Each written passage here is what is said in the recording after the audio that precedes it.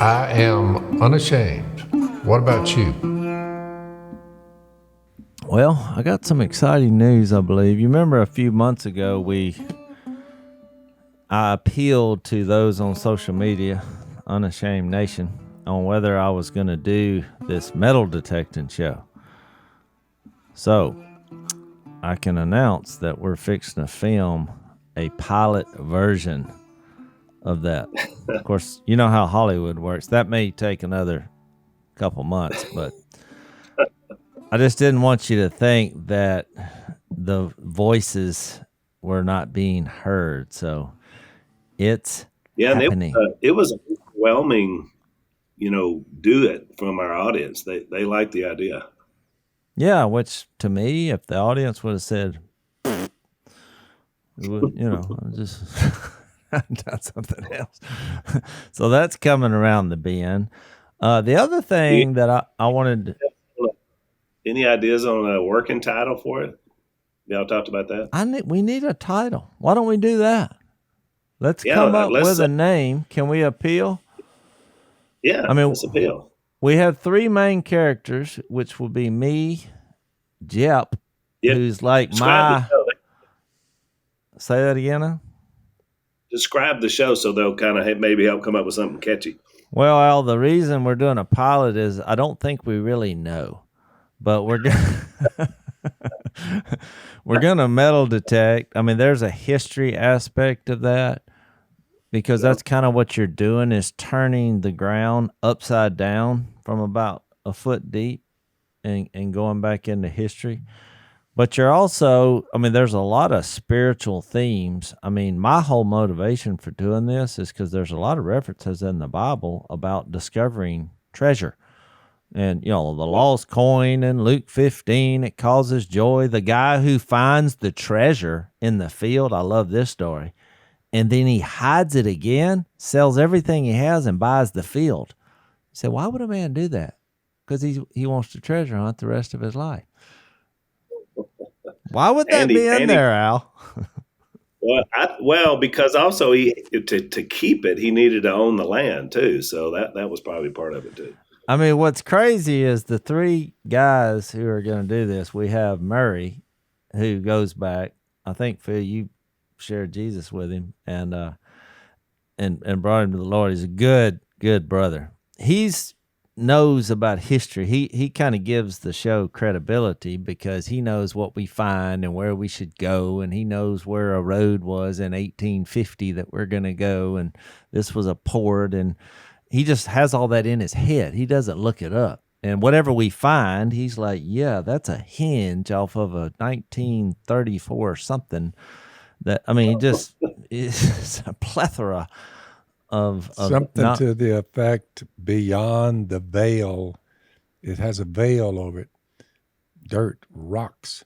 But you're digging in the dirt to unveil the past, unveiling the past, finding the past. I mean, I thought about relic hunters. I like something to do with the dirt, though. Dirt. I mean, you don't want to say dirt busters. I'm sure the people will come up with something better than I can, but we do need a working title. That would be awesome. The other thing I was going to... Title should be land looters. Yeah, after I discovered that. Some people don't like people digging in the dirt, finding history.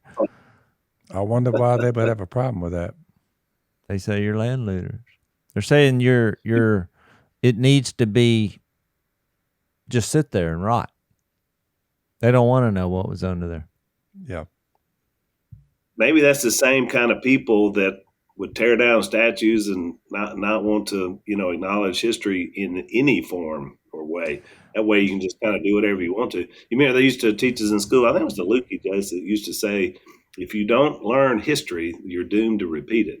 Well, I think there's a lot of truth. I mean, we're finding this stuff. A lot of stuff is valuable, and I think people don't like that. Like, Jep kind of represents that. I mean, Murray is the history guy. I'm the hunter, the experience. I just like the experience of something that was lost and finding something. So it's kind of almost a spiritual side to it. And I just like looking at land and and going back in time and putting myself in that situation and then seeing what's under the ground. Jep's kind of he's like, hey, can we make a buck on this? I mean, Well, you might have dreamed up lost and something along the line of lost and found. It's That's pretty good. It's not bad at all. I was remembering when we were talking about our show, and it was a lot like this. It was people just kind of kicking around ideas and trying to kind of figure it out, and you and Willie mostly. But I remember Willie came up with the one that we all loved, and it was you remember what it was? Bayou Big Time was what he wanted our show to be called, which I thought was really. It seemed a lot better then. But then, of course, A&E came up with Duck Dynasty. None of us said Duck Dynasty, and which worked. We thought it sounded like a food restaurant, so right, like a Chinese restaurant or something. Well, just any kind of like where you go eat ducks. I didn't like it, but it is what it is. We were with the title, but that's so probably the same thing's gonna happen with y'all. You're gonna come up with something. We're gonna come up with something really cool, and then wherever you land the show is gonna say, "Oh no, we're gonna call it, Land Looters." But I would like, at this stage of my life, whatever I do, I try to use it as a way to point people to Jesus, and that's why I made those spiritual references. It is good, clean fun. Contrary to people who doesn't necessarily like it. I think there's a fringe group of metal detectors who are not ethical, but that's anything in life. People who poach into federal grounds and are trying to find relics that they're breaking the law by doing it or trespassing. I mean, we're obviously against all that. And some people, they're just scared of the idea when they see people that look like me with a shovel in his hand coming into their yard, starting to dig. They're like, no. I mean, it just scares them, the idea. I mean, I think I told the story that there was a woman who lived on this estate that had an old church building. I think the sign said 1830 or 1840. It was probably an hour and a half away from here. So a guy who had a sister that lived in that town, he went over there and used the Duck Commander card. I got a couple guys who come over here and they want to metal detect. And so she wanted to meet us, so it was great. So we go over there, and about 20 minutes into it, we're out there metal detecting in this yard right beside the church building. The guy comes out there and says, y'all, we got to go. I said, what happened? So she says she doesn't recognize y'all. Because it's been a few years since the show was on. And I was like, well, let's go talk to her. And he's like, no, the decision has been made. She said, that's not Jase and that's not Jep. So she just saw two old rough-looking guys in the yard, and she thought we were imposters. And so we got run off. So that happened. Yeah. Sometimes your identity is your worst enemy. It's like, I had gray in my beard. She's like, Jason doesn't have gray in his beard. He's like, the show. Of course, I said, how old is she? And he said, she's 90. I said, oh, not that, that means anything, but she may not be seeing quite as good as she used to. I just hit me. You're probably, this whole thing with you and this treasure hunting, it probably goes back to our childhood. I just remember, Dad used to, when we went up the road and used to hunt, because they had all those arrowheads and Indian stuff. Oh, that's because right. That was right. It was that big bluff right there. You remember that, Dad? And Granny and Pa were up there, and we were looking and finding arrowheads and pottery and all kinds of stuff. Bones. So, we used to go to the trash pile and get bottles, and I mean, I saw Willie, I think we were probably 8 and 10. That was the first time he ever drank alcohol, to my knowledge. He had found a whiskey bottle. It was just a cool bottle, and we thought it was over. There was just a little bit in there. And he tried it, Of course, he spit it out real quick. I'm not sure that it was not backwater, because it'd been laying there. I wouldn't recommend that you drink from that. Obviously, but when you're 8 and 10 and you're being adventurous, I always wondered what y'all were doing. You about 8, 9 years old. Willie said, "Hey, I gotta know." The other thing I was going to bring up, my wife, she said when I saw her last, she was in Austin. She said, "There's a new show out about Jesus. Have you seen it?" I didn't know if y'all had heard about this. The Chosen. Have you heard about this? A lot of our listeners have sent me emails about this, how good it is. A lot of people that listen to Unashamed.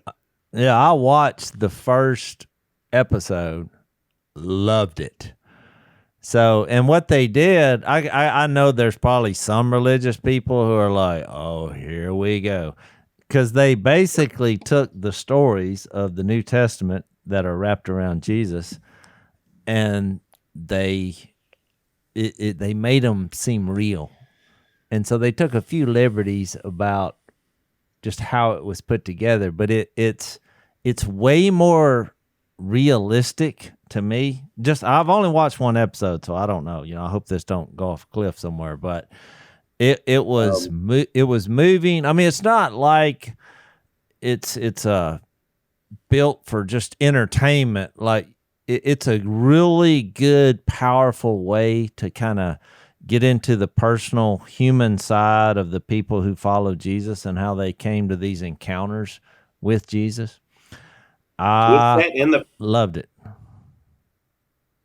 Is it set in the first century, or is it like a modernized version? Oh no, it's set in the first century. Yeah, okay, yeah. It's. But what I like about it is she said the model. What was more interesting to me is that it's not really available on TV to watch. You have to download an app, and if you like it, you can contribute to them making more shows. Yeah. And so one of the database entities on the internet to where they rate TV shows or whatever, I think it's called IMDb, and you can go there. Like we'll use that. Like if a movie's rated R, I'll go look it up. It has a parental guide, and they give an overall number of what people think about the show. Well, when I looked it up, it was 9.7 out of 10. I've never seen anything that high. And I was like, how is this so? And what Missy said, well, it's because the only people who would watch this are people who are interested in Jesus, because they have to go download the app, and I think it's free. I'm not 100% sure of that, but I think it is. So I just want to know what y'all thought about that. So has Missy watched the whole thing? Because she's watched.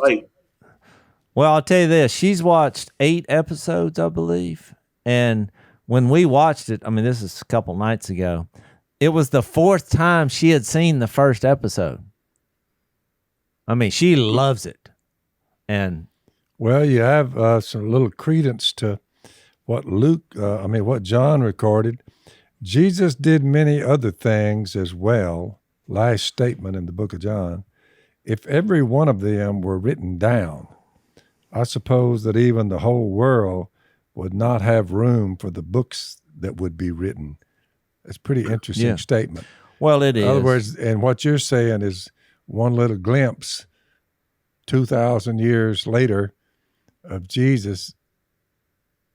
He's hard to get around. Oh, I know. And well, what I like about it is all the big stuff is completely accurate, and they put up a little note before you watch it. It was kind of long, but the gist of it was, this is in the Bible, and we've made it into a show, and it's accurate. It's an accurate depiction of who Jesus is. I'm not quoting, but it says that. But then the last sentence, I love it, and it's like, we recommend you read the Gospels. Because they're like, read it and then watch it, and you'll enjoy. So I thought it was fantastic. So I hope it takes off. I mean, I wanted to bring it up and see if y'all had heard of it. But I love when somebody has an idea to make who Jesus is a reality in people's lives, and it's not cheesy. It's well done. The acting is great. The way it's put together is, it's not like you don't know what's fixing to happen. Usually on a typical religious movie or a Jesus movie, you know how this thing works out. But it's just an interesting way to view it. I loved it. Yeah, I haven't gone back the 2,000 years to watch shows, but because computer free. But Yeah. I'm at the point where I'm watching Matt Dillon and Chester. Yeah. Well, this is way better because this is about Yeah. Jesus. But you're going to look, I know I lost you when I said you have to download the app. Yeah. What does that mean? Yeah, I just picked up the TV shows made in the 50s and 60s. Matt Dillon, Chester. I'm like, yeah, okay. Well, this is 0. And they've got a warning, depiction, something not applicable today. When you're watching whatever you're watching, Matt Dillon, you say this depiction is not applicable.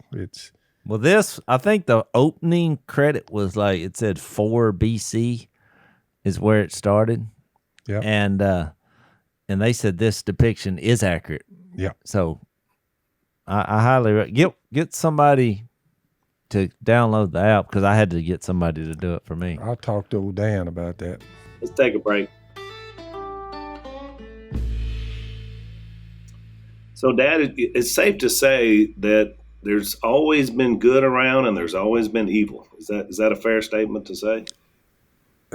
From start to finish, from the first human beings to the last ones, good and evil. So I agree. And we talk on this podcast a lot about the internet, and we see the good things. I mean, we're able to do, what we're doing today. We're able to do Unashamed. I'm able to do it remotely because now you can zoom in and record these high quality productions. So, and yet there's always evil that's going to be there as well, which we talk about quite a bit. One of the things that happens is cybercrime. It's up 75% since the pandemic. And it makes sense because a lot more people are online. So it's going to bring out good, but it's also going to bring out evil. And people find new ways to do evil. So basically, thieves can come in and steal your title because it's stored somewhere in a digital place, forge their name on it, and steal your money. So you want to make sure that's not happening to you. If you want to check these guys out, there's a company called Home Title Lock. You go to HomeTitleLock.com, register your address, make sure you're not a victim. They're going to give you 33 days of protection. And that's HomeTitleLock.com. Use the code RADIO to get the 30 free days and find out if you still own your home. So your dad brought up an interesting point, though. A thing that's happened, a big thing now, and I've been following it. It's like lately, it's the Muppets. The Muppets. There's the guy with the with the puppets. I never watched that. Well, it's been around for 40 or 50 years. I've never seen it. I've heard. Is this the Big Bird and all that? That's Sesame Street, but yeah, it's the same type of stuff. But now, so the big common thing now in this cancel culture is they're going back, or all these old Disney movies that were out years when we were kids, or even before we were born, Jace, because some of those old Disney movies have been around a long time, and they're doing just what Dad just said. They have these labels on them now. This doesn't depict, this isn't fair to this race of people, and this doesn't depict this in the proper way. So they're kind of taking the 2021 cancel culture mindset and going back now to everything that's ever been made for the last 70 years of television, and then basically saying, this may trigger you. This is not really the way we should be doing this. And, and some of them, they're just flat out, taking them out of places. You can't download it. I mean, it's just a crazy.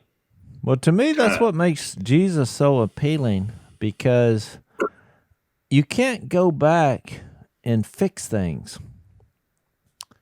Right. Mistakes in your life, you just think you can't make them right. Can't undo them. You just can't undo them. And so, here comes Jesus along, and he's like, on an individual basis, which becomes collective, he gives a point of reference for you to start over and do things the right way, all wrapped in love and peace and joy and these great qualities. I mean, to me, we should try to use this vein of people trying to do this and find a way to introduce Jesus. Yeah, God made him who had no sin to be sin for us, so that in him we might become the righteousness of God. Only Jesus can undo what's been done, what we have done. He undoes it. He becomes sin for us, and it's all put on him. I like that. It's one of the wildest. It is the wildest story I've ever read, Jace. I like that one in Colossians 1 in verse 22 where he said, he has reconciled you by Christ's body through death to present you holy in his sight, without blemish, in this little phrase, and free from accusation. Yeah. Because you think about it, you brought up this cancel culture. It's all about these accusations that may be true in the past, but there's nothing we can do about it right now. So you can spend your life trying to correct the past in editing movies and changing names, or you can come up with a better way to change the heart for the future. Because most of the things that that mindset is doing, I'm for what the problem was. I mean, I'm for correcting the problem. I mean, yeah, we all need to look at each other as human beings. Of course. Has that happened in the past? Obviously not. There's prejudices and racism and abuse, but I find that the way to victory and the way to success on a daily basis in Jesus is that we're all made in the image of God. Nobody had a choice in being here. We were given life, and we should love everybody. Well, you think about the solutions that people come up with. They rose up and fought against that, which is in our history also, to get to a place where we are now, that where all men are created equal and are free. I mean, yes, it was horrible, but yes, men and women rose up and took on evil. So you're like, well, what do we do now? Well, I have something even better than that, because in Jesus, we're all colorblind and we're all fault blind, because all our sins and flaws have been washed away and nailed on a cross. And notice that Galatians 3, slave or free. Yeah. Members of one body, male, female, slave, free. Well, I think when this was written, though, it was more of a, they used that as a social status. I mean, even like kind of we do with blue collar, white collar, which I'm sure they'll change that because you have a color, to which collar you're wearing. But I mean, there were, back in this day, Al, I mean, how many levels of servants and slaves were there? It was out the roof.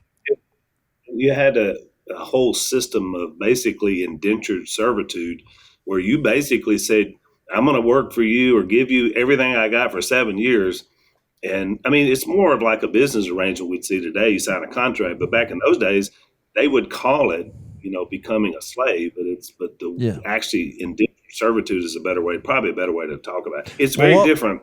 Yeah. What happened in America was worse, because it wasn't as much as a business arrangement as it was, you're a certain color, therefore you're not allowed to be free. I mean, I don't even know. Slavery's not a strong enough word for whatever that is. That's just evil. These people were captured on another continent and loaded into ships, and the most miserable imagine ever to get over here, dying along the way, disease. I mean, everything was done was terrible. Let's take another break.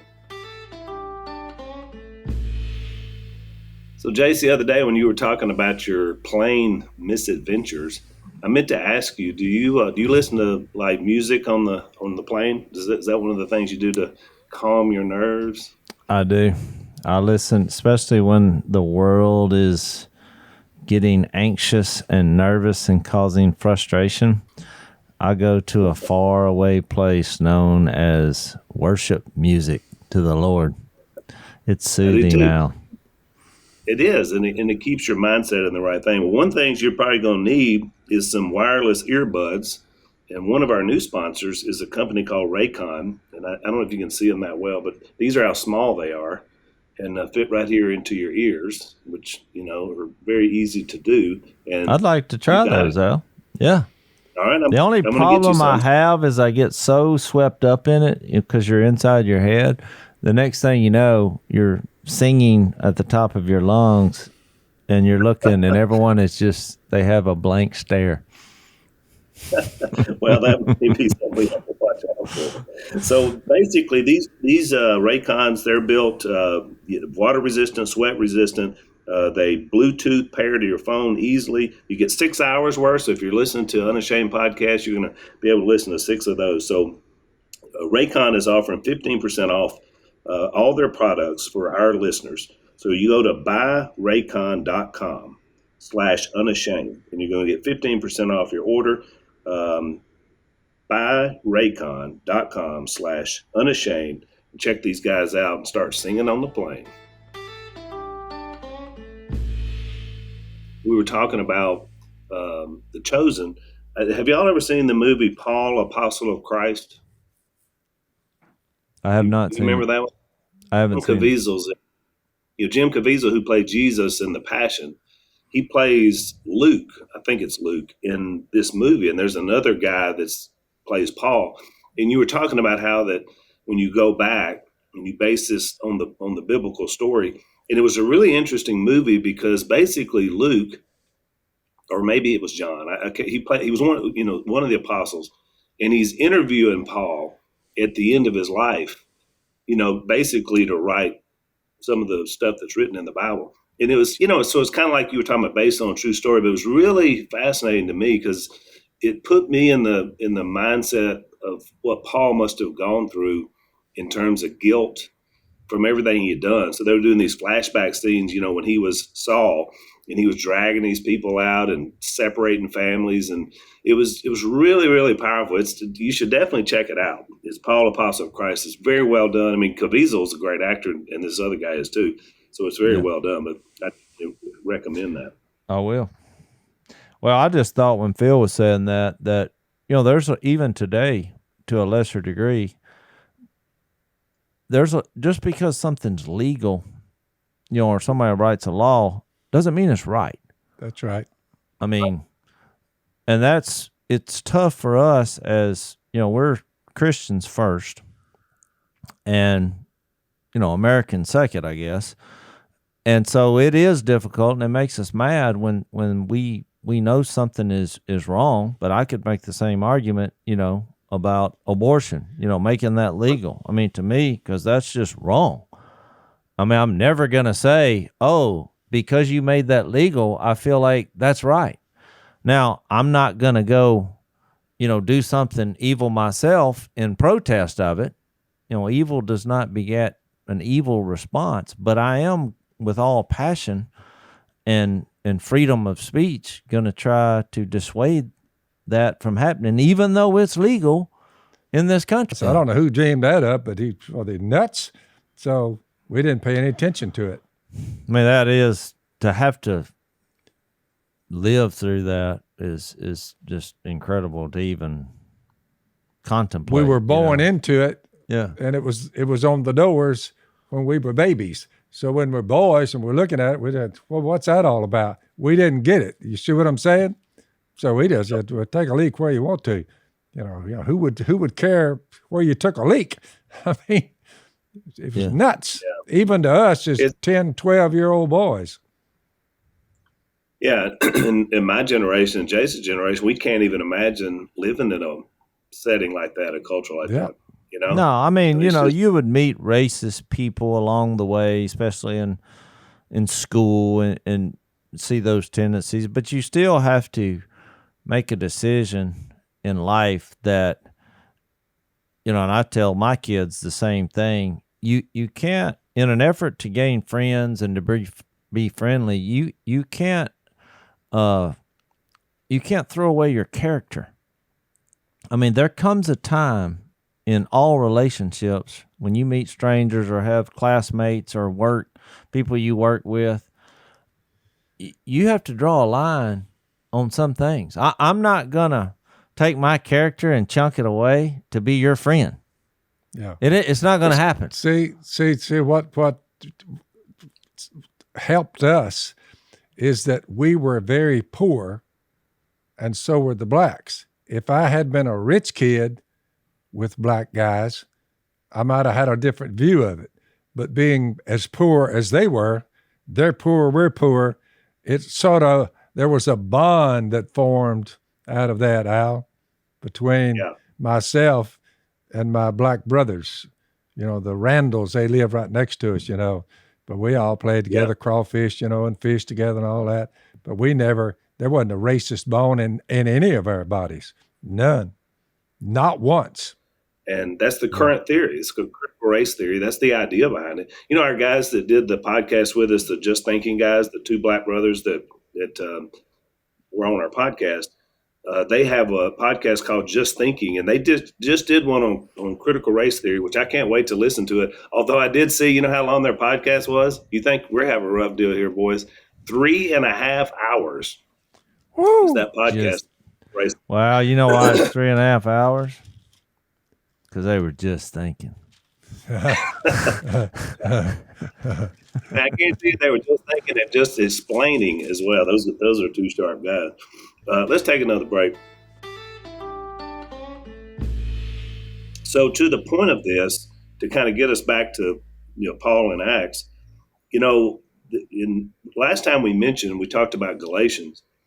And, when he was in what we didn't say last time, Jace, the setting there in the Galatian church, the different gospel they were turning to was these Jewish Christians, because they were first, right? We hadn't had any Gentiles yet. We get to that in the next chapter. But so they were trying to force the Gentile brothers that were coming to Christ to be circumcised, as well as to be, to obey Christ and to be baptized. So because it was. Really, Al, though, the prejudice between Jew and Gentile, how would you rate that degree of prejudice? Thousands of years. Thousands of years. The Apostle Paul basically covers it. We'll go through Ephesians 2 in a minute, 11 and following, about God bringing through the gospel Jew and Gentile. But when you get to chapter 3, in reading this, you'll be able to understand my insight into the mystery of Christ, which was not made known to men in other generations, as it has now been revealed by the Spirit to God's holy apostles and prophets. This mystery is that through the gospel, God becoming flesh, Jesus dying on a cross, being buried and raised from it, the Gentiles are heirs together with Israel, members together of one body, and sharers together in the promise in Christ Jesus. I became a servant of this gospel by the gift of God's grace, going down the road in Damascus that we read about in the book of Acts. I became a servant of this gospel by the gift of God's grace given me through the working of his power. I'm less than the least of all God's people. This grace was given me to preach to the Gentiles the unsearchable riches of Christ and to make plain to everyone the administration of this mystery, which for ages past was kept hidden in God, who created all things. And he goes on to say his intent was now through the church that he was destroying. You talk about on the wrong side. The manifold wisdom of God should be made known to the rulers, authorities in the heavenly realms, according to his eternal purpose, which he accomplished in Christ Jesus, our Lord. In him and through faith in him, we may approach God with freedom, whether you're Jew or Gentile, confidence. I ask you, therefore, don't be discouraged because of my sufferings for you, which are your glory. He got the message, the memo. When Jesus struck him down, he had no idea all this racism, bringing it all coming together, the human race, Jew or Gentile, into one body, and we finally love one another. It all has been done for us. It's sitting there in front of us, and we still got the cancel culture crowd that are unforgiving toward their brothers. It's all been fixed, and Jesus is the one who did it. Well, I mean, he said go into the whole world, preach the gospel to all nations. Yep. And we're not very far in the book of Acts. You know, in chapter 2, it said that they had gathered for the day of Pentecost. It said every nation under heaven.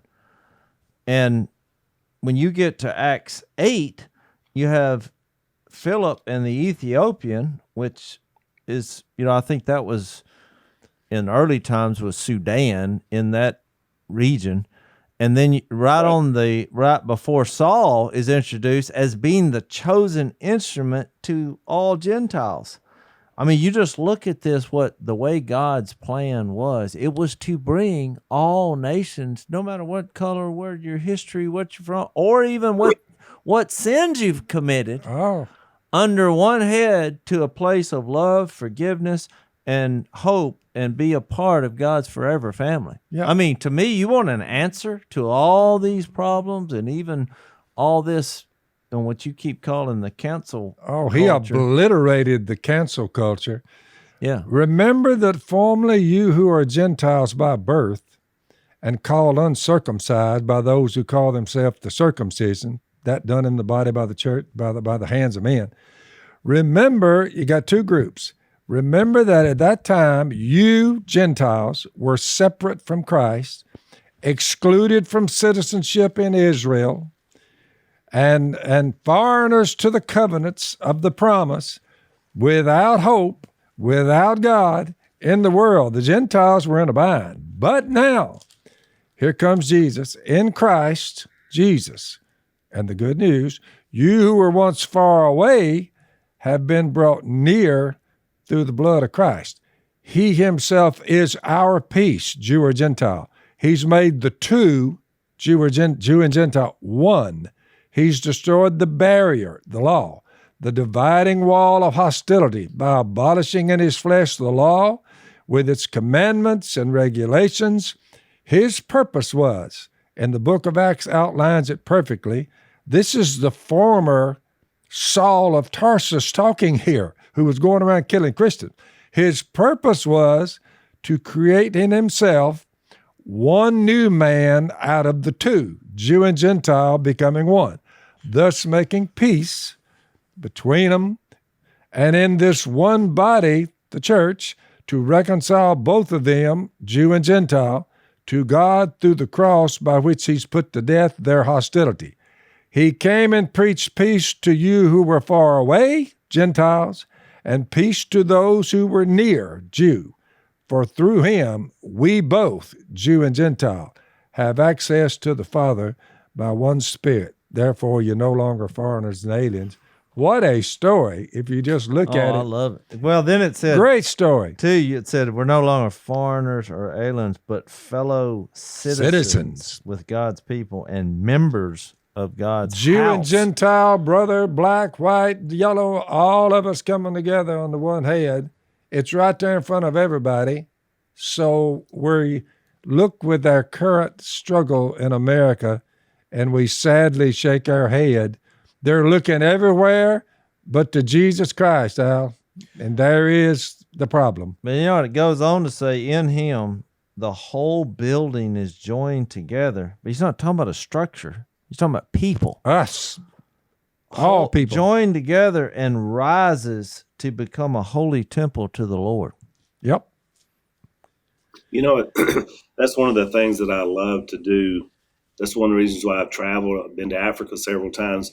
When you go somewhere else where the culture is completely different, I mean completely different, and they don't have anything like we have here in some of these places I've been, but you run into a brother and a sister in Christ, there is an instant bond. It doesn't matter the skin color. It doesn't matter the socioeconomic difference.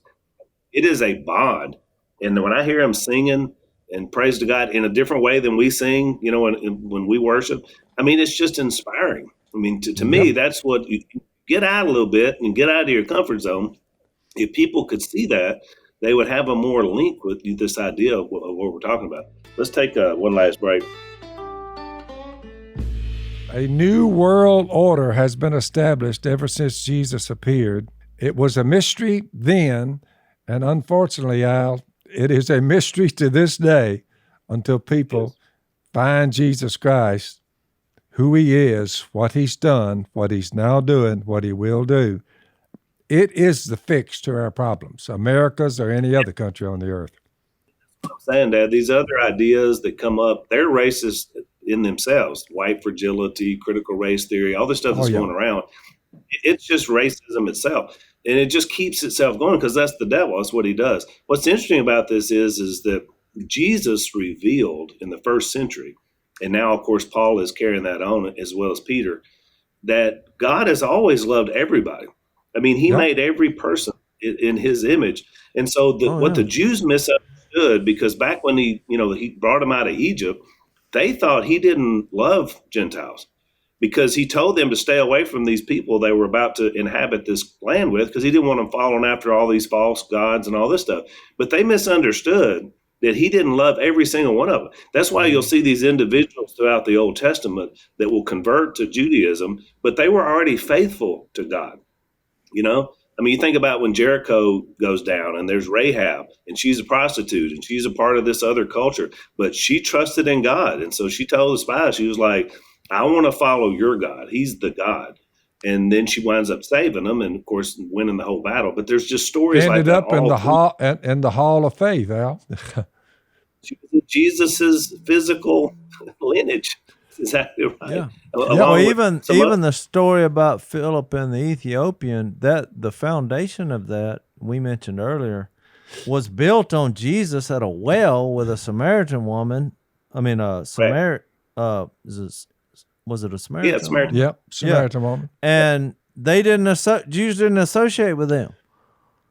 I mean, that whole thing that spanned a lot of years was the reason that happened was that Jesus, when you just watch him, how he operated, one thing stands out more than anything. He loved everybody. And he was friends with everybody, but we know he didn't compromise his character because, you know, when Peter quoted his death on a cross that redeems us, it said, in him was no sin. And that's what I, think our young people need to get in their head about trying to compromise their character in order to gain friendships. It's the exact opposite of what Jesus did. He was friends with people. He loved them. He tried to tear down the walls of hostility but in that he never went around with these rough people, tax collectors and sinners, and exchanged his character in the moment. He didn't do it, which to me, that is the ultimate in how to go around and destroy all the barriers that keep us apart. Well, by the way, Jesus experienced it as well. He was from Nazareth, is where he grew up. You remember several times it was the Pharisees would say, what good thing can come out of Nazareth? Because, you had to go through Samaria to get to Nazareth. So they were all part of that upper, originally the 10 tribes. And so those purists in Jerusalem, I mean, that's why they were thinking he's not the Messiah. There's no way. What they didn't know is he was born in Bethlehem, just outside Jerusalem. They didn't know that though, because he grew up in Nazareth. And so just again, it's ignorance, and that's what feeds racism. All of a sudden you start saying, well, this region of the world, we have to watch it because sometimes you say, the inner cities, I mean, there's nothing good there. No, there's people that desperately need Jesus that are there. I mean, the evil one is just reigning in some of these places, Oh, yeah. I mean, you remember, was it Nathaniel when he said, oh, he's the one? Oh, where's he from? Nazareth? He said, ain't nothing good coming out of there. I mean, how would you like to be the guy who told the Son of God that he gets stereotyped and said, oh, you're from the wrong part of town. Yep. No good. But that's what we do, That's right. You and even in the religious world, Al, it burns me up when, there's been people that we've brought to the Lord And then later they get off into some kind of idea that there's just some small sect that are going to be the only ones to make it. And I've had people, and I know you have too, come back to me later and say, you're not going to make it. Yeah. And I'm like, why? And they're like, because you're not with us. And it's that same kind of idea that God shows favoritism. When you have direct passages, and James says, God does not show favoritism. And you have in Hebrews 6, he can't change his nature. He is love. And like it or not, even though it doesn't make sense to us because of all the corrupt things human beings do, God loves everybody. Yep. It's just hard to fathom that a being who can be creator, but also can have the capacity that won't change to where he loves you despite you being the worst of the worst, that love is offered. And it's just something humans have a much more difficult time doing. Yep. We just can't we just can't function like that. I'm a sorry low down heathen, and so is everybody else. Yeah. I mean, well, which is what Paul said consistently. I saw a tweet the other day, and it had two pictures on it, and it was a picture of a guy that I guess would be a Middle Eastern man, from Israel today, and then right next to it was if you'd taken him and kind of put him back a couple of thousand years with the same features, and it was what basically they were saying this is what Jesus looked like. But what was interesting was that, which I found it fascinating. I have to find that picture and send it to the guys. Maybe they can put it in the podcast. But the person who tweeted it, the tweet I saw, he said, I bet all you people in Jesus land are going to be upset when you see what your Jesus really looked like. As if we're all so stupid that we think, he had to be this picture that you've seen through the Middle Ages or whatever. But I was thinking, this is so snarky, but like we realize Jesus was a person of color, along with all the apostles and everybody else. What I find fascinating is that I've seen it on both sides. People that these groups that you've been talking about with whatever it is, the cancel culture, whatever. What's fascinating to me is they'll come up with these platforms and ideas and movements, and in an indirect way promote hate because you don't agree with how they're responding. And then I've seen religious people promote hate and justify it in what they're reading in the Bible. I'm looking at both sides and like, you're both still full of hate. I mean, where's the love? I've got an idea, Dad. I think you need to write a book, and you need to base it on Colossians 2:13 and 14. He forgave us all our sins, having canceled the written code with its regulations. I think you should write a book and call it Uncanceled. What do you think? Got it on the way. We got it on the way. Help is coming, Al. Help is on the way. We've been working on that book project for a pretty good while now, and the cancel culture is growing bigger and bigger, which shows you that God was in charge of that whole concept. Because look, we've all been canceled at the cross. I mean, we don't have to worry about it. That's the whole point. Yep. Yeah. So I like it. I think we should infuse that into our culture. Well, we never really got back to Acts 9, but it's a pretty good discussion in terms of why the Almighty chose him specifically to be the vessel, because no one would understand Jewish prejudice more than Paul.